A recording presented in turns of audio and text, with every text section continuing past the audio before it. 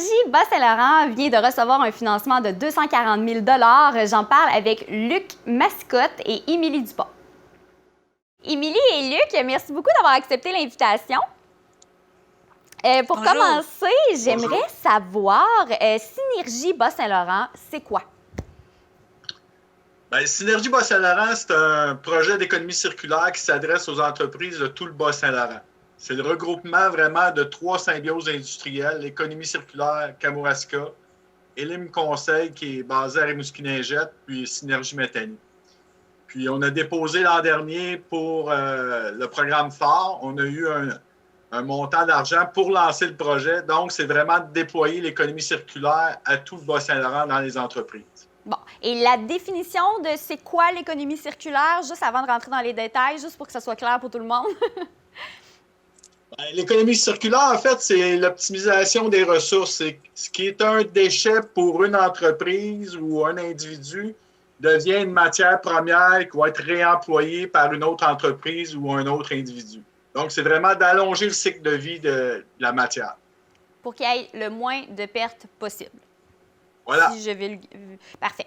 Alors, bon, vous venez de recevoir un financement de 240 000 $ pour faire avancer l'économie circulaire au Bas-Saint-Laurent. Qu'est-ce que ça va apporter de plus, ce financement-là? Mais ça nous permet, avec Synergie Bas-Saint-Laurent, d'abord d'inscrire ce qu'on fait dans le temps, c'est-à-dire que nos opérations, ça consolide ce qu'on fait jusqu'à la fin de l'année 2023. Et ça, c'est intéressant parce que quand on accompagne des entreprises, des industries, des institutions, souvent, ça prend du temps à les accompagner, à mettre en place des synergies. On appelle ça dans notre jargon, ça, c'est quand on met en place des échanges de matière, d'énergie ou de capacité. Ça, c'est un peu la même idée que Luc vient de parler, c'est quand les déchets des uns peuvent devenir la matière première des autres. Donc, ça nous permet de travailler plus longtemps. Ça nous permet aussi de travailler avec nos centres d'expertise, nos créneaux d'excellence au Bas-Saint-Laurent. On en a plusieurs.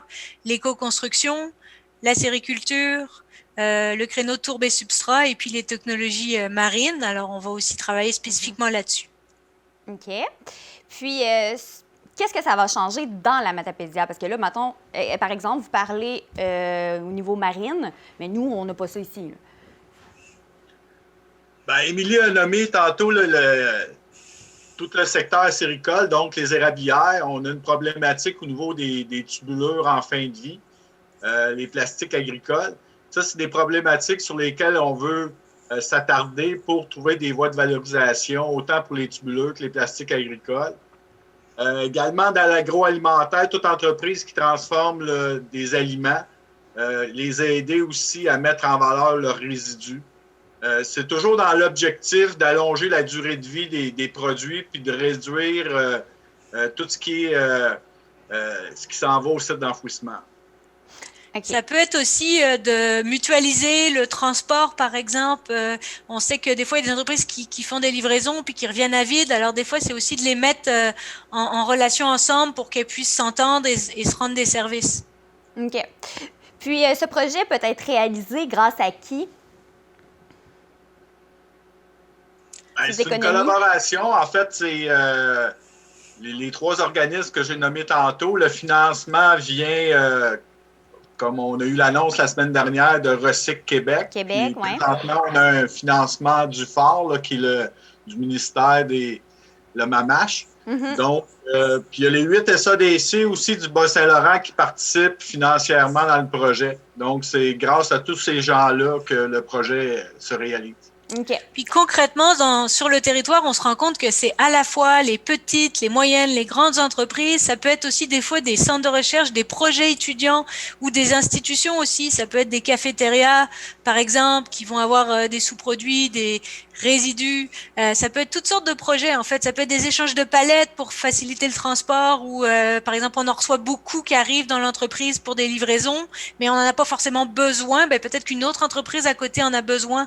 C'est aussi faciliter ce genre de maillage-là. OK.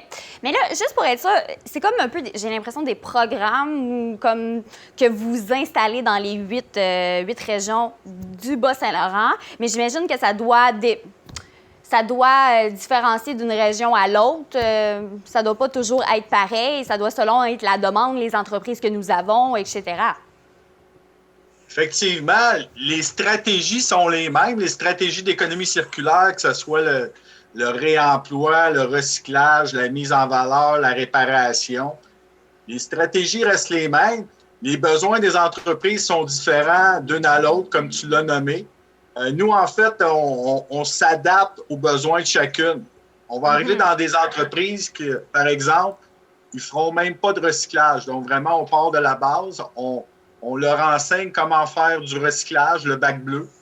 Dans d'autres entreprises, ils sont plus avancés. Donc, on va aller avec d'autres stratégies. Ça peut être de l'économie collaborative, de l'économie de fonctionnalité, où on va aller plus loin avec eux. Donc, vraiment, on s'adapte. C'est vraiment un service sur mesure aux entreprises. OK. Mais est-ce que c'est vous, souvent, qui se déplacez puis qui arrivez avec vos idées, qui invitent les gens à procéder de votre façon? Ou ça arrive parfois aussi que c'est les villes ou les entreprises qui vous appellent pour des conseils? Ou... C'est un peu les deux, moi, je dirais. Okay. Des fois, nous, on arrive dans l'entreprise, elles ont vu passer un peu ce qu'on faisait. Là, on arrive, on regarde ce qu'elles achètent comme intrant, puis ce qu'elles ont comme extrant.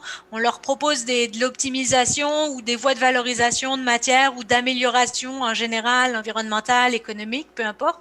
Et puis, des fois, ils nous appellent avec un problème, clairement. C'est moi, je suis pris avec telle matière, qu'est-ce que je pourrais faire? Est-ce que vous avez des idées? Est-ce que vous savez si quelqu'un serait preneur? Fait qu'il y a vraiment toutes les options. Donc, c'est vraiment intéressant. Si tu as une entreprise et tu sens que tu as une perte, bien, tu vois que tu as une perte quelque part, on peut vous appeler, puis vous pouvez nous donner conseil. Là, avec ce financement-là, là, vous m'avez dit que vous allez pouvoir aller un peu plus loin, continuer, qu'est-ce que vous faites déjà, mais est-ce qu'il y a quelque chose de nouveau que vous allez pouvoir apporter à la population? Ou... Ben, on va aussi travailler, comme je disais, avec les créneaux d'expertise, ça c'est nouveau. Puis aussi, on va vraiment insister sur des nouvelles stratégies. Luc en a parlé, des stratégies de circularité qui n'ont pas encore été nommées. C'est entre autres sur l'approvisionnement durable. Okay. Alors, dans ces temps-ci, on parle beaucoup d'achat local. Ben, on peut le transposer dans les entreprises, c'est-à-dire que une entreprise qui achète des produits pour faire ses procédés de fabrication, des fois, elle n'est pas consciente qu'elle pourrait remplacer une partie par justement les produits d'une autre entreprise. Okay. Des choses comme ça. Par exemple, ça pourrait être, on a une entreprise dans la Métis qui est une distillerie. Ben, ces aromates, après la distillation, ont été récupérés pour rentrer dans une fabrication de savon, dans une savonnerie artisanale. Oui. Donc, essayez aussi de mailler ça donc, en approvisionnement durable et aussi en éco-conception.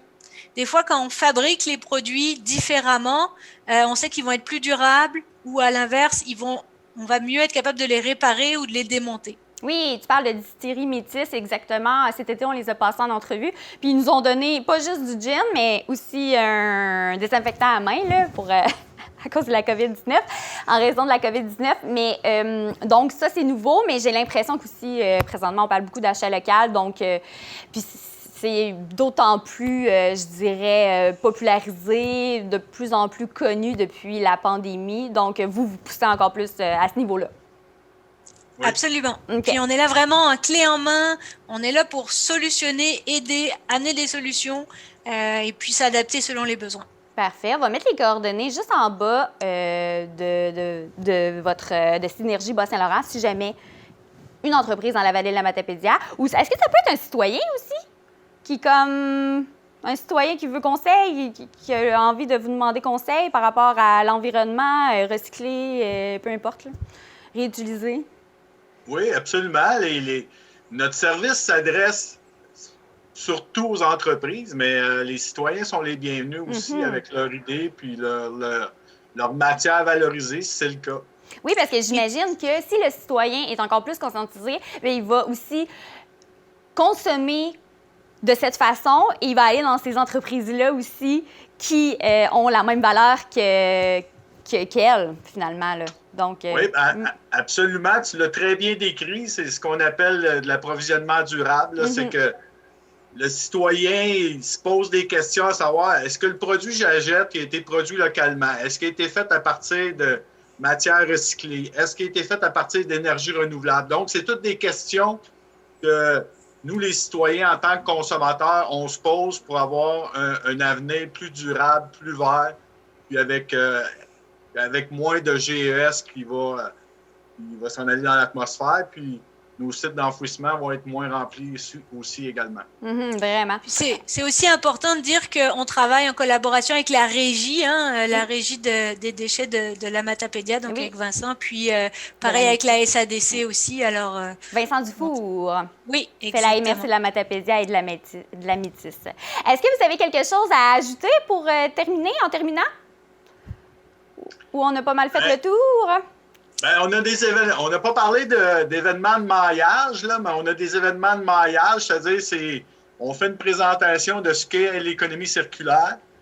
Puis on invite les entreprises après ça à faire des maillages, donc des échanges entre elles, que ce soit des matières, des expertises.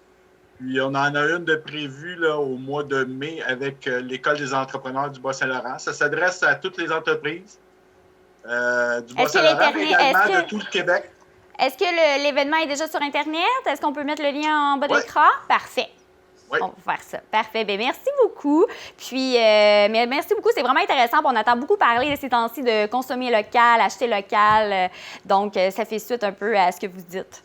Et c'est vraiment, vraiment intéressant. Bien, merci beaucoup, Luc et Émilie. Merci. Bonne journée.